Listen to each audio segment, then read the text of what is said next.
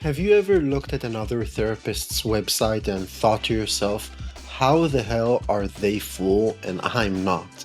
Maybe you looked on their website. Maybe you've seen their Psychology Today profile.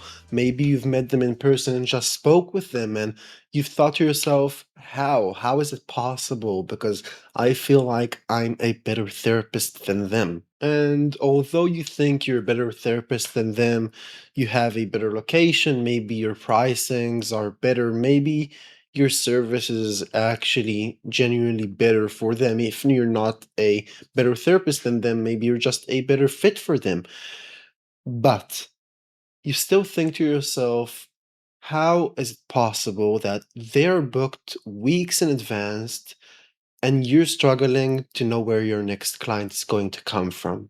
I do want to make something clear. This is not a conversation of who's the best therapist. The question is completely different, and the topic and the thing that's actually important isn't actually who's the better therapist. The topic and the question at hand, again, it's not about the therapist. It's about how is it that some people, not even therapists, some people can attract clients on a daily basis, can fill their calendars quickly, can book caseloads weeks in advance, while others struggle to even get one new client a week. And the answer might surprise a lot of people. Most therapists think that the reason they don't have as many clients as other therapists is because they're not as skilled. And I can tell you that it can't be further from the truth.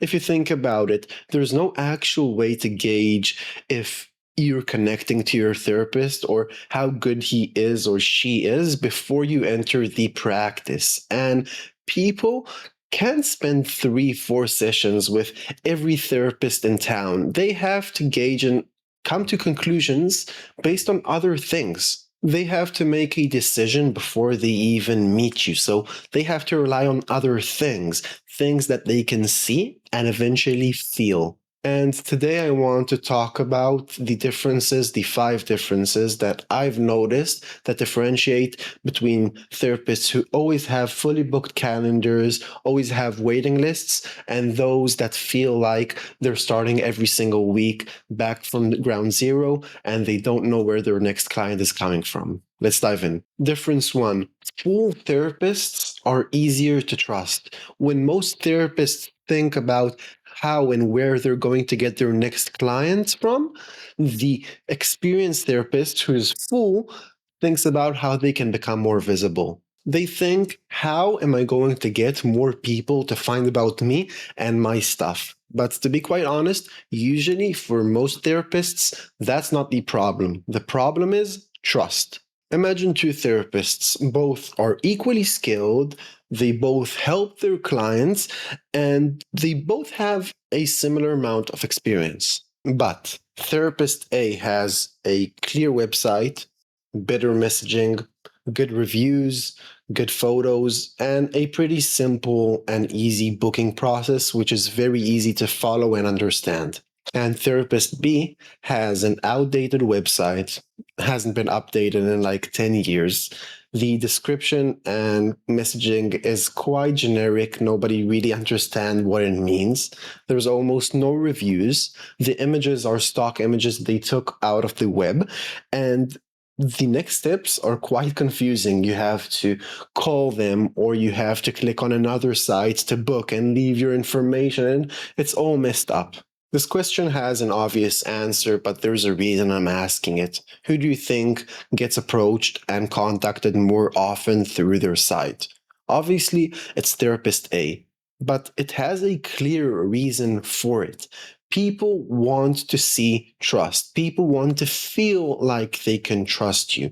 And even if therapist B is better or at the same level or miles ahead, it doesn't matter, of therapist A, still, therapist A will get contacted way more often because they bring more trust before in session. This has a lot to do with trust. Potential clients are always thinking and judging every single second.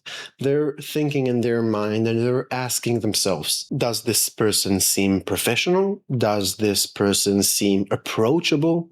Does this person seem credible? Does this person seem like they can help me and have helped people like me or in a similar situation to me before, so I can trust them? Trust is being built or lost way before the first consultation or the first session.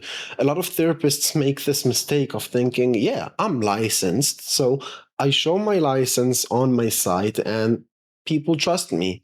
It doesn't work like that. Clients don't see your license first. They see your website, they see your profile, they see your reviews, they see your photos, they see your social media presence, they see your messaging, they see all of those things.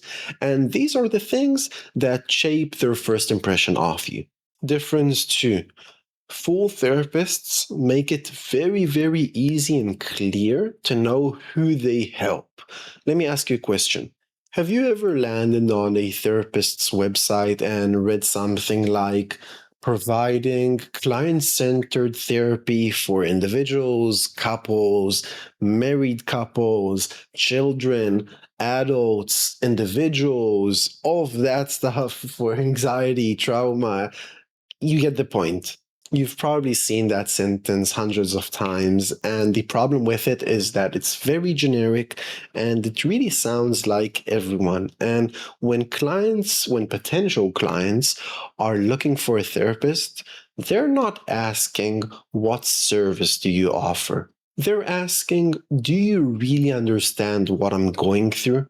That's a huge difference. The therapists who always have weeks booked in advance usually tend to be much more specific with their targeting. Instead of describing therapy, they're describing what their client is actually going through. So instead of saying, I provide couples counseling, now instead they use different words. But before I tell you what they say, it's important to say that you've probably heard these words before on other therapists' sites. So it's very easy to implement, and it's not some magic words or stuff like that. People use it. You just need to leverage it yourself. And if you can find something that's not written anywhere and you know that people resonate with, that's even better. So instead of saying I provide couples counseling, they say I help couples who feel more like roommates reconnect and grow back together.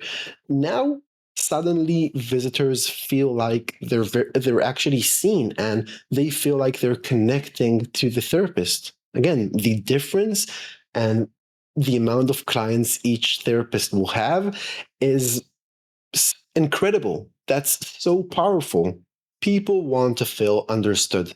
And the faster you can make it clear that you understand their situation, you understand what they're going through, and you know you can help them, the more likely they are to pick you to be their therapist. Remember this: specificity creates connection, generic messaging creates confusion, and confused people rarely buy. Difference three: full therapists stay visible consistently. This is very, very easy to overlook. A lot of therapists only market when they're very stressed and worried.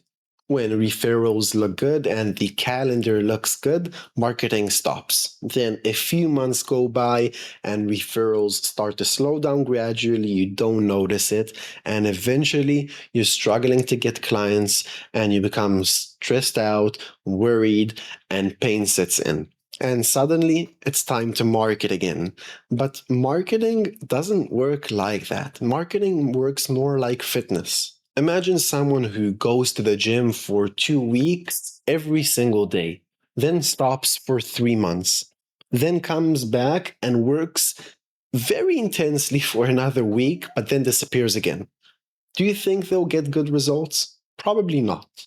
Consistency beats intensity, and marketing works the exact same way. The therapists who stay full year round tend to market consistently. Even if times are good, they still market. Maybe it's not a lot, but also when times are terrible, they still market the same amount. They stay consistent, And their calendars also stay consistent. No matter what happens, they continue to update their website. They always network. They continue collecting reviews, obviously, morally and legally. And they do everything to keep their online presence up and up to date. And this way, they always have full calendars and they do it very consistently. And that doesn't mean that they work 4 to 8 hours a day on their marketing. It can be 30 minutes a day or maybe 1 hour twice, 3 times a week, but they stay consistent and they do it week in and week out. That's why their calendars also stay consistent. And they're not doing this because they're desperate for more clients. They're doing this because they understand momentum. And momentum is incredibly powerful. The therapists who always seem to be busy often benefit from work they've done months ago. Difference 4. Full therapists don't depend on one source of marketing to get their clients. This is probably the number one mistake I see today. Many therapists build their entire practice revolving around one source of client acquisition. And usually, for most practices, it's usually referrals. And don't get me wrong, referrals are fantastic. I'm not against referrals. In fact, referrals are probably the highest quality and lowest cost clients you'll ever get to your practice. But there is a problem with them. You don't control referrals. You can't just wake up and say, I want 5 referrals this week. And if you have plenty of referrals, then 15 or 20 new clients this week if you have a big practice. And when you operate that way, you're dependent on other people. That's real business risk. Imagine your practice is supported by one pillar, and then that pillar weakens. Your entire practice becomes unstable.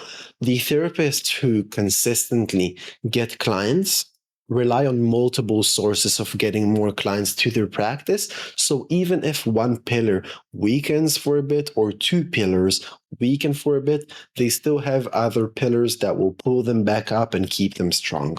And there's plenty of ways to go about this. It's ads, it's Psychology Today, it's Google reviews, it's referrals as well, it's networking in general, it's creating content, it's working on SEO. There are plenty of ways to go about that, but just don't rely on one. Stay consistent, pick 2, 3, 4 if you can, and you can always add more if you master one. It's like investing. Most people won't put their entire savings into one single stock because that creates huge amounts of risk. The same thing goes with your practice. Treat it the same. And although I've said everything that I've said, still many therapists will decide to pick one source of getting clients, they'll stick to it, and they won't listen to everyone else. Remember, diversification creates stability, and stability creates confidence. And when you're confident, you're happy and you're satisfied. Difference 5. Full therapists think like owners. This is probably the biggest and most important one out of them all. I would say that 99% of therapists entered the field because they actually want to help people. And that's a good thing. But eventually, after enough time in the field, you realize that being a good therapist and being a good private practice owner or a group practice or solo practice or basically a business owner is a completely different skill. They are related, but they're not the same. You can be an exceptional therapist, but still struggle to get clients and attract clients to your practice. But it's not because you're bad at therapy, it's because you weren't taught how to run a business. Nobody taught you marketing, positioning, systems, client acquisition, all of these things, follow up, visibility. These are things that don't matter in therapy and they should be taught in every single school because business is also part of the therapy. And look, it's not the only field this happens in. And it happens probably in every single field. Let me give you a very famous example. Michael Jordan, probably the best, if not one of the best basketball players. I'm not going to get into that argument today. One of the best basketball players to ever play. When he finished his career, he decided he wanted to own a basketball team. And he's notoriously famous for being a terrible manager. The skills he had on the court didn't transfer to the skills off the court. Although the fields are related, it didn't transfer. And he's known for being a bad manager. And the same thing goes for his basketball coach. His basketball coach coached him, and he also coached Kobe Bryant. Was he a great basketball player himself? No, he wasn't. And the same thing goes for therapists. Unfortunately, therapists who are the best therapists in the world won't actually get rewarded with more clients because they're good therapists. The therapists who get rewarded are the ones who can build trust and make people take the first step. The therapists who consistently stay full realize they have two jobs. Job one, helping clients. Job two is making sure future clients can see them, find them, and choose them. The therapists who focus on these two jobs instead of focusing on one of them tend to grow, scale, and get way more clients than one of them. And this doesn't mean that they get double. It can mean triple or quadruple or even more because they leverage the two combined. So, why are some therapists always full while others struggle to get clients? It's usually not because they are better therapists. It's usually because they are easier to choose. They're easier to trust. They're easier to understand, they're easier to find, and they're also easier to contact. They've built a practice that reduces uncertainty for potential clients. And that's what most marketing is actually about, reducing the uncertainty of new people. The good news is that none of the things that we talked about today require you to be a different therapist. You don't need another degree. You don't need 20 more years of experience. You don't need more certifications. You simply need to make it easier for the right clients to realize that you're the therapist for them. And when you do that consistently, filling your caseload becomes a lot less mysterious. See you on the next one.